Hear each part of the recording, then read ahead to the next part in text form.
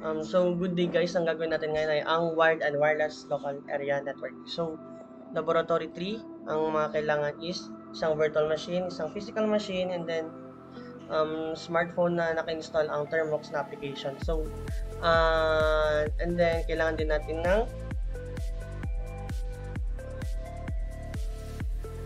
router na may LAN cable kasi yung isa sa machine na gagamitin natin ay naka-wired. Then yung isa is wireless naman.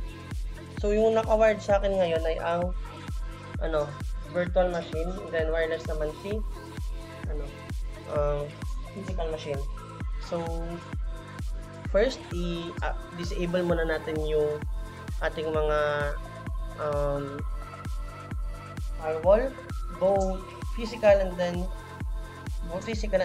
sa virtual na rin. Kasi minsan, sa virtual, pag hindi naka-disable yung firewall mo, hindi mo mapiping yung sa outside. And then, naka-breach din ako ngayon currently. So, sudo ufw disable. Yan, naka-disable na. Yan, so kunin lang muna natin yung mga IP address ng mga gamit natin ngayon.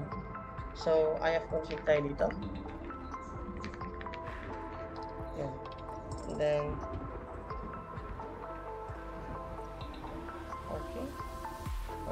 ipconfig naman tayo dito sa physical. Yun. And then,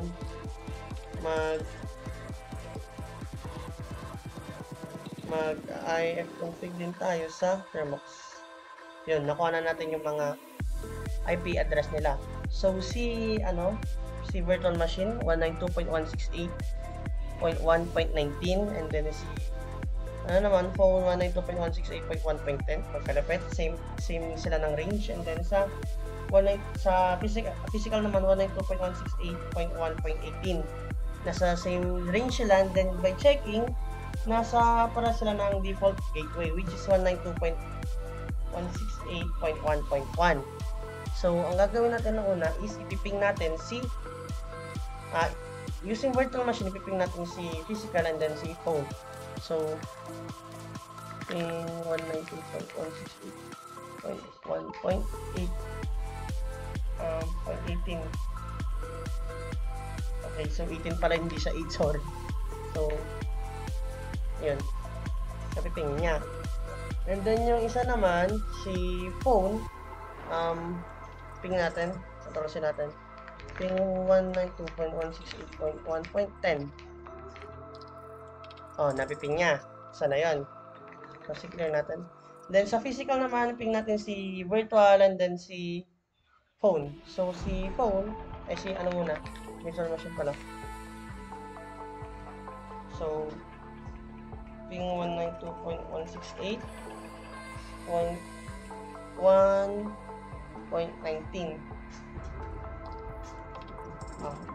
Pinging goods.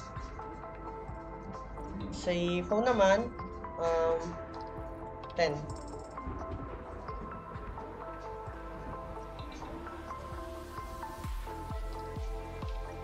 Goods. And then si phone, ipiping niya si physical and then si virtual machine. So, ping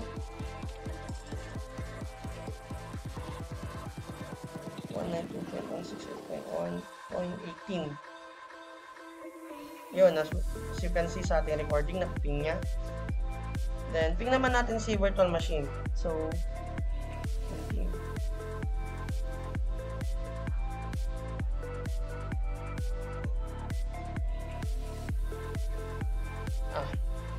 All good. So, by checking, napiping nila yung isa't isa.